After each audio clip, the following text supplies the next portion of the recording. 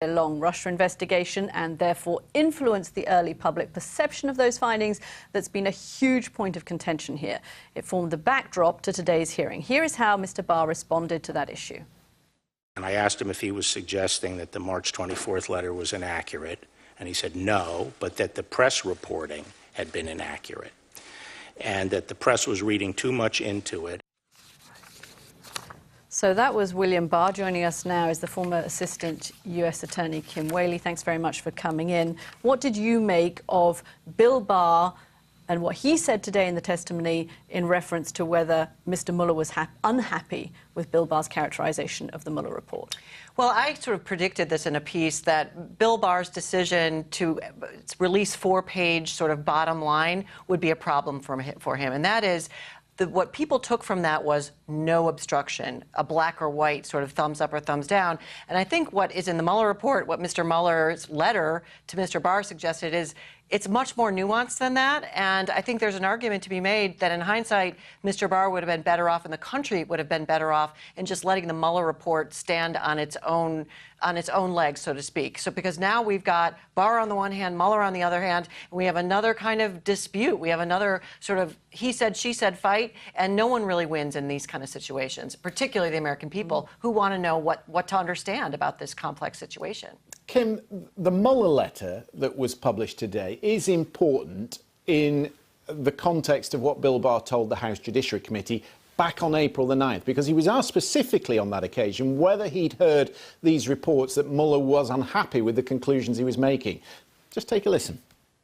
Reports have emerged recently, General, that members of the special counsel's team are frustrated at some level with the limited information included in your March 24th letter, that it does not adequately or accurately necessarily portray the report's findings. Do you know what they're referencing with that?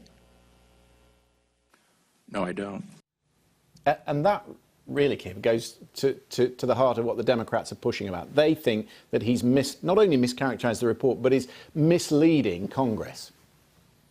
Well, that was a puzzling exchange because the way Mr. Barr sort of framed that was, well, people within the Mueller team had issues with respect to the accuracy, he sort of really did this legal dance around it. I think optimally that question would have been answered. Yes, there are some concerns, but of course the political implications of all of this is massive. Mr. Mueller knew this, Mr. Barr knew this, and I'm sure Mr. Rosenstein knew this. And in hindsight, like when you have two parents making a decision with respect to a child, it does a lot.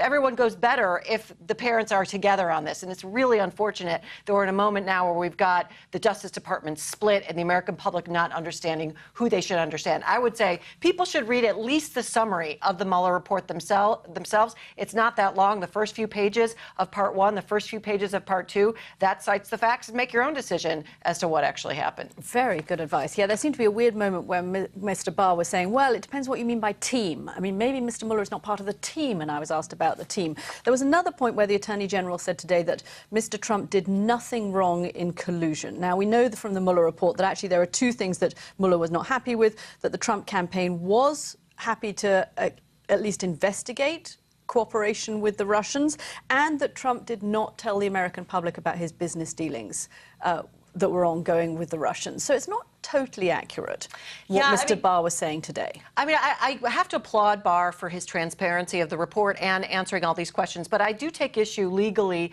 with his use of the word collusion. Collusion is not a legal term. What Mr. Mueller concluded, there was not conspiracy or coordination, but collusion could mean something like an everyday conversation.